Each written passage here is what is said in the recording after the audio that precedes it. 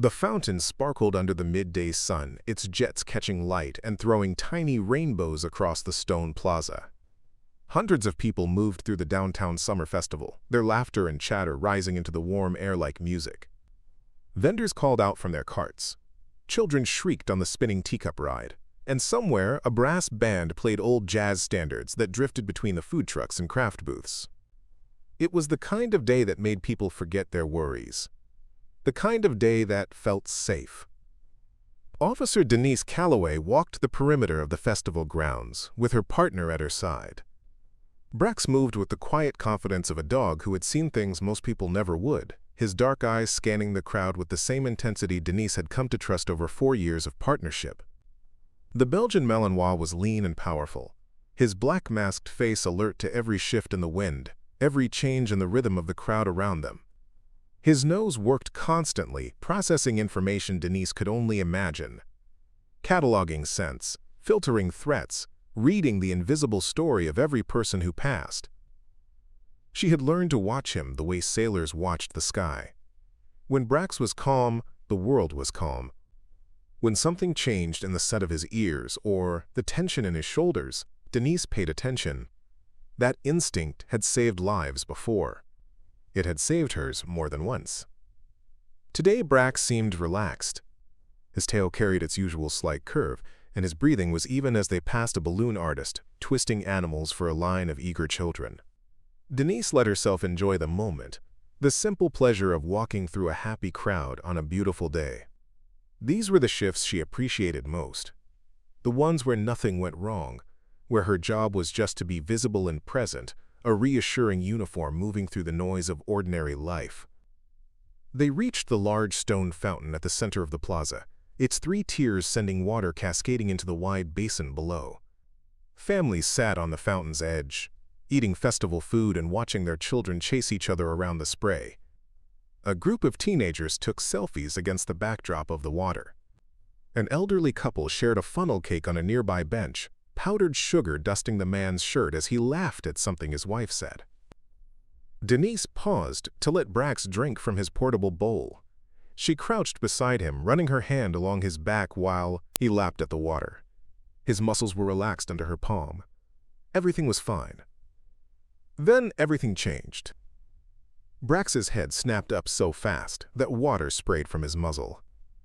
His body went rigid, every muscle locking into place like a switch had been thrown somewhere deep in his training. Denise felt the change before she understood it. Felt the vibration of tension running through the leash, felt the way his weight shifted forward onto his front paws. His ears rotated toward the fountain. His nose twitched once, twice, then froze in the direction of something Denise couldn't see. "Brax?" She kept her voice low, controlled. "What is it, boy?" He didn't acknowledge her. His attention had narrowed to a single point in space, his entire being focused on whatever invisible thread had pulled him out of his calm patrol demeanor. Denise followed his gaze, trying to see what he saw, but there was only the fountain, the families, the spray of water catching sunlight, and a little girl. She stood alone at the edge of the fountain basin, maybe 30 feet away. Small, probably 5 or 6 years old, with tangled brown hair and a purple sundress that hung crooked on her thin shoulders. She wasn't moving, wasn't playing, wasn't looking for anyone. She just stood there, her back to Denise, staring down at something on the ground near one of the vendor carts. Brax lunged. The force of it nearly pulled the leash from Denise's hand. She caught it with both fists, digging her heels into the pavement as Brax surged forward with a growl that made every head in the immediate area turn. People gasped and stumbled back, pulling their children close. A woman screamed. A man shouted something about controlling that dog. "Brax, hold!" Denise commanded, but he didn't listen. He strained against the leash with a desperate intensity she had rarely seen from him, his claws scraping against the stone as he tried to reach the little girl. The growl in his throat was low and continuous. Not the sharp bark of aggression, but something deeper, something urgent. The crowd was parting around them now, faces shifting from curiosity to fear. Denise heard the murmur spreading outward like ripples. Dangerous dog, out of control, someone call animal control. She could feel the judgment pressing in on her, the assumption that her partner had somehow snapped, that the weapon at her side had become a threat. But Denise knew Brax. She knew the difference between a dog reacting to prey and a dog reacting to danger. This wasn't aggression. This was warning. She looked at the little girl again, expecting to see terror on that small face, expecting the frozen panic of a child confronted by a snarling police dog.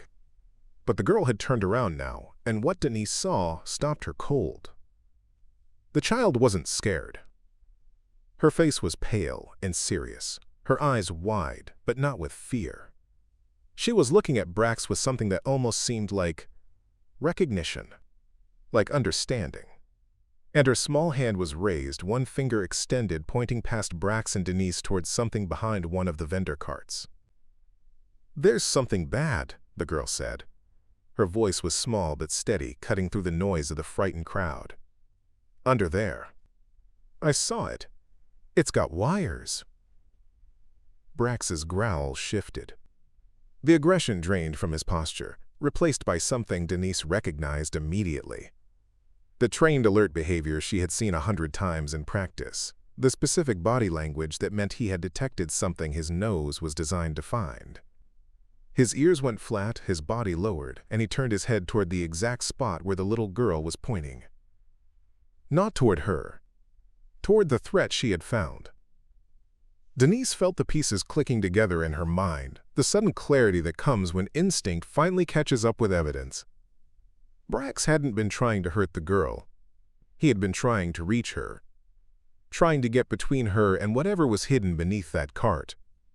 His protective drive had overridden everything else, his training screaming at him to respond to the danger his nose had detected from 30 feet away. The little girl had sensed it too. Somehow, impossibly, this child had found something that didn't belong, something wrong, and she had been trying to tell someone, anyone, what she had seen. Denise keyed her radio with shaking fingers, her eyes never leaving the vendor cart. The wooden structure sat 20 feet from the fountain, decorated with colorful streamers and hand-painted signs advertising kettle corn. Beneath its wheels, half hidden by a draped tablecloth, she could just make out the corner of a dark backpack. "Dispatch, this is Unit 7. I need immediate backup at the Central Fountain Plaza. Possible explosive device. Repeat, possible explosive device. Begin evacuation protocols now." The words felt surreal coming out of her mouth. Around her, the festival continued its happy noise, oblivious to the message crackling through her radio. The band played on. Children laughed. Somewhere nearby, someone was frying dough and the sweet smell drifted past on the breeze. But Brax knew. He had known before anyone else. And now, looking at the little girl who stood so calmly amid the chaos beginning to unfold around her, Denise understood that the day had been waiting for this moment all along. The peaceful patrol, the beautiful weather, the happy crowd. All of it had been building toward a single point of collision between danger and the unlikely pair who had found it first. A 5-year-old in a purple sundress, and a police dog who had sensed something no one else could see. The morning had begun like any other summer patrol day. Denise arrived at the station before dawn, the sky still purple over the parking lot as she unlocked Brax's kennel and watched him stretch in the cool air. He moved with the easy grace that came from thousands of hours of training and field work. Muscles rippling beneath his tan coat, eyes already alert and ready for whatever the day would bring. She ran her hand along his flank, feeling the familiar roughness of his fur, the warmth of his body against her palm. "Big day, partner," she murmured. "Festival duty. Lots of kids, lots of food smells. Try not to beg for kettle corn this time." Brax's tail wagged once, a brief acknowledgement that might have been agreement or might have been indifference. With Brax, it was hard to tell. He had never been the kind of dog who showed his feelings openly. He saved his energy for the moments when it mattered. They loaded into the patrol vehicle as the first pink light crept over the horizon. The festival grounds were already coming to life when they arrived. Vendors unloading their trucks, city workers setting up temporary barriers and trash cans along the main thoroughfare. The smell of fresh coffee drifted from somewhere nearby, mixing with the sharp scent of cut grass where workers had trimmed the park the night before. Denise signed in at the mobile command post, exchanging nods with the other officers assigned to festival duty. It was a big event. The annual Summer Streets Festival drew nearly 10,000 people over the course of the weekend, filling downtown with families, tourists, and locals looking for something to do on a hot July day. The department had assigned extra patrols, extra eyes, extra everything. But Denise knew that extra didn't always mean enough. Crowds created chaos. Chaos created opportunity. And opportunity was what people with bad intentions waited for. She pushed the thought away as she and Brax began their first circuit of the grounds. The morning shift was peaceful, almost boring. They walked past food trucks still firing up their grills, past craft booths where artists arranged their work in careful displays. A face painter set up her station near the children's activity area, testing her brushes on the back of her own hand. A man inflated a bounce house while his teenage son held the blower steady. Brax moved easily through it all, his nose working but his body relaxed. He had done festival duty before. He knew the rhythms, the smells, the patterns of human behavior that surrounded these events. Denise let him set the pace, trusting his instincts to guide them where they needed to be. By mid-morning, the crowd had grown thick enough to slow their progress. Denise found herself stopping every few minutes to answer questions, pose for photos with children who wanted to pet the police doggy, and reassure nervous parents that, yes, Brax was friendly, but no, it was better not to approach him while he was working. She kept one eye on the crowd and one eye on her partner, watching for any shift in his behavior that might signal trouble. It came around 11:30. They were passing the children's activity area for the third time when Denise noticed him. A man in his 30s, maybe older. Thin build, wearing a gray hoodie despite the heat, hands shoved deep in the pockets of dark jeans. He stood near the edge of the bounce house area, not watching the children playing, but watching something else. His eyes moved across the crowd in a pattern that felt wrong, scanning faces with the kind of attention that didn't match a casual festival goer. Denise slowed her pace, letting Brax investigate a trash can while she studied the man through her peripheral vision. He was pale, sweating more than the temperature justified. His jaw was tight. His shoulders were drawn up toward his ears in the unconscious posture of someone carrying tension they couldn't release.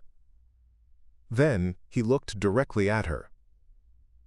For a single heartbeat, their eyes met across the crowded plaza. Denise saw something flash through his expression. Recognition, maybe. Or fear. The man's hand twitched in his pocket, and then he turned and melted into the crowd, disappearing between two vendor booths like smoke. Denise's pulse quickened. She marked the direction he had gone, mentally cataloging his description for later. Gray hoodie, dark jeans, thin build, nervous demeanor. Possibly nothing. Possibly something. The instincts that had kept her alive through 8 years on the force were prickling along the back of her neck, but she had learned to distinguish between paranoia and genuine warning. This felt like warning. Before she could decide whether to follow, her radio crackled to life. All units, be advised. We have a report of a missing child at the festival grounds. 5-year-old female, last seen near the central fountain approximately 15 minutes ago. Name is Penny, Penny. Brown hair, purple sundress. Grandmother reports the child wandered off while she was purchasing food at a vendor cart. All units respond. Denise felt her focus shift, the nervous man momentarily pushed aside by the more immediate crisis. A missing child at a crowded festival was every parent's nightmare, and every officer's priority. She keyed her radio. Unit 7 responding. We're near the children's activity area. We'll begin search pattern heading toward the fountain. Copy, Unit 7. Additional units en route. Denise looked down at Brax. His ears had pricked forward at the radio transmission, his body shifting into that subtle, ready stance that meant he understood something important was happening. She crouched beside him, pulling a small evidence bag from her duty belt. Standard practice for working dogs, a way to give them a scent anchor when no personal item was available. "Brax, seek," she said, using the command for general tracking. "Find the child." He didn't have a specific scent to follow, but Brax was smart enough to understand the context. His nose dropped toward the ground, sampling the air, processing the thousands of individual scent trails that crisscrossed the festival grounds. Denise let him work, following his lead as he began moving toward the fountain. But something was off. Instead of heading directly toward where the missing child had last been seen, Brax veered left, following an invisible trail that led away from the fountain and toward the perimeter of the vendor area. His pace quickened, his body dropping lower as he moved.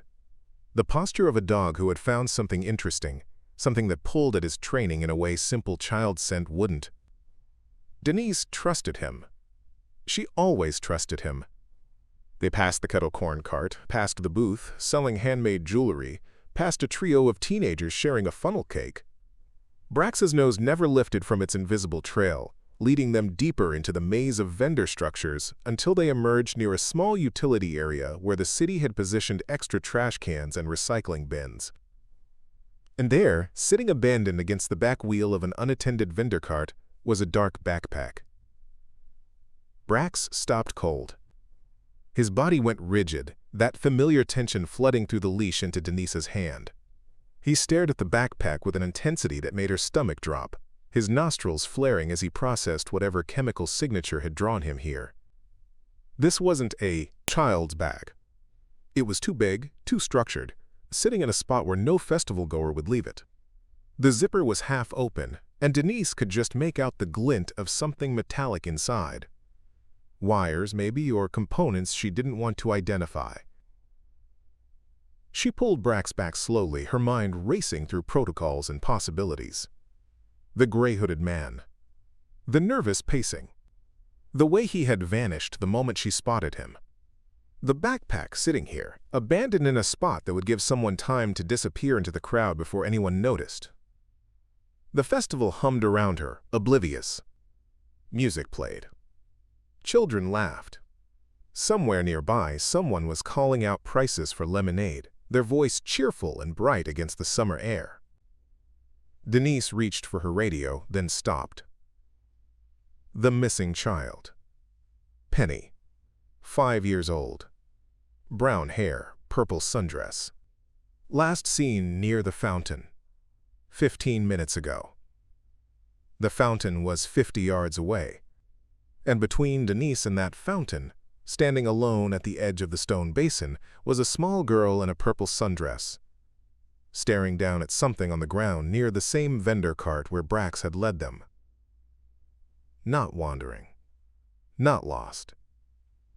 Looking at the backpack. The world narrowed to a single point. The little girl standing between Denise and the half-hidden backpack. Penny. 5 years old. Brown hair tangled from her wandering, purple sundress shifting in the breeze that carried the smell of kettle corn and summer grass. She stood so still, so impossibly calm, her small finger still extended toward the danger she had found before anyone else. Denise's training kicked in before her fear could paralyze her. She moved toward Penny with controlled urgency, keeping her voice low and steady as she closed the distance between them. Brax matched her pace exactly, his body positioned between the child and the vendor cart, his alert posture never wavering. "Penny," Denise said softly, "I need you to come to me, sweetheart. Right now. Can you do that?" The girl turned her head, those wide eyes meeting Denise's with an expression that seemed far too old for her small face. "I tried to tell the pretzel man," she whispered. "He didn't listen. Nobody listened. I'm listening now." Denise reached out her hand, fingers steady despite the cold dread spreading through her chest. "Come here, honey. Come to me and Brax." Penny looked at the dog. at the powerful animal who had lunged toward her just moments ago, who had terrified everyone in the crowd with his desperate attempt to reach her. And instead of fear, something like wonder crossed her features. "He knew," she said. "The doggy knew it was bad."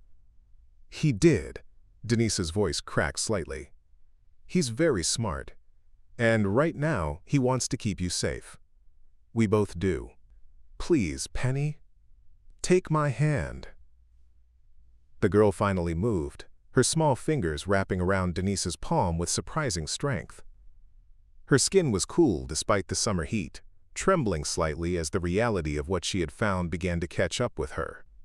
Denise pulled her close, positioning her body between Penny and the backpack, then keyed her radio again. "Dispatch, I have the missing child. She's safe. But I need that bomb squad here now. The device is confirmed. I can see wires through the opening. We need immediate evacuation of the central plaza. Get everyone back at least 300 feet. The response came through crackling and urgent, but Denise was already moving. She scooped Penny into her arms, the girl's weight surprisingly light against her chest, and began backing away from the vendor cart with careful, measured steps. Brax moved with them, his eyes never leaving the backpack, his body coiled and ready for whatever came next. Around them, the evacuation had begun. Other officers were pushing through the crowd, their voices rising above the festival noise as they directed people away from the Fountain Plaza. The music stopped. The carousel ground to a halt. Parents grabbed their children and ran, their faces pale with the sudden understanding that something terrible had invaded their perfect summer day. But even as the chaos unfolded, Denise noticed something else. A figure moving against the flow of the crowd. While everyone else streamed away from the plaza, one person was pushing through them in the opposite direction, heading toward the far edge of the vendor area with the kind of purposeful speed that screamed guilt. Gray hoodie, dark jeans, thin build. The nervous man. "There," Denise breathed. She pointed toward the retreating figure, her heart hammering against her ribs. "Brax, look!" The dog's head snapped toward the movement, his nostrils flaring as he caught the scent of the man he had probably been tracking all along. The same scent that had led them to the backpack. The same chemical signature that clung to the explosive device and to the person who had planted it. Unit 7 to all units. Suspect fleeing east through the vendor area. Gray hoodie, dark jeans, male, approximately mid-30s. Believed to be connected to the device. Requesting pursuit support. She couldn't follow him.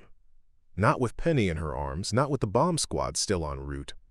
But other officers were closer, already responding to her call, converging on the eastern perimeter of the festival grounds. And Brax. Brax was straining against his leash, every fiber of his being focused on the chase he was built for. His whine was high and desperate, the sound of a working dog denied his purpose. He wanted to run. He wanted to catch. He wanted to do the thing he had spent his entire life training to do. But Denise held him back. "Not yet, partner," she murmured, her voice thick.